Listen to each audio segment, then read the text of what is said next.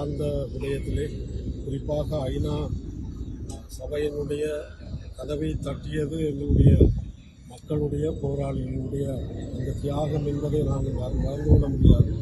இன்று வடக்கு கிழக்கிலே எந்த தோன்றினாலும் எங்களுடைய தமிழ் மக்களுடைய மனித எச்சங்கள்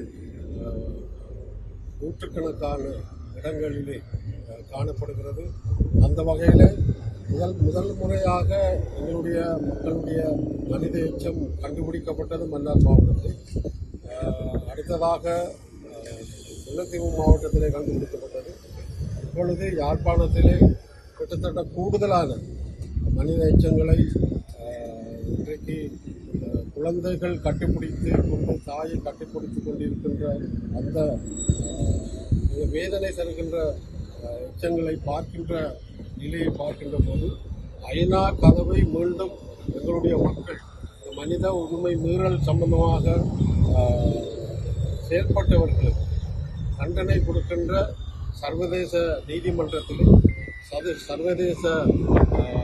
நீதிமன்றத்திலே அவர்களுக்கு தண்டனை வழங்குகின்ற ஒரு நிலைப்பாட்டை கொண்டு வருவதற்கான வாய்ப்பை நாங்கள் உண்டு பண்ணுகின்ற ஒரு நிகழ்வாகத்தான் இந்த கையெழுத்து ஓட்டை நாங்கள் செய்து வருகின்றோம்.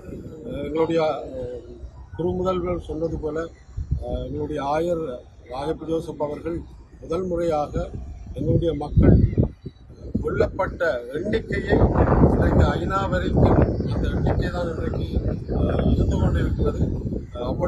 அப்படியான ஒரு சூழலில் அவர் சொன்ன ஒரு வசனத்தை கள்ளர்களை விசாரிக்க முடியாது என்பது போல இந்த நாட்டிலே எங்களுடைய இனத்தை அழித்தவர்கள், இனத்தை காணாமல் ஆக்கியவர்கள், எங்களுடைய இனத்தை இல்லாமல் செய்கின்ற சிந்தனையோடு இருப்பவர்கள் இங்கே அதற்கு எதிரான ஒரு விசாரணையை செய்வதற்கு அருகதை அற்றவர்கள் என்பதை நாங்கள் உணர்ந்தவர்களாக இந்த கையெழுத்து ஓட்டை என்பது எங்களுடைய ஐநா வரைக்கும் சர்வதேசத்திற்கும் எங்களுடைய இந்த அநீதி நீதியாக மாற வேண்டும், நீதி கிடைக்க வேண்டும் என்பதற்காக நாங்கள் இந்த கையெழுத்து ஓட்டையை நாங்கள் தொடங்கியிருக்கிறோம்.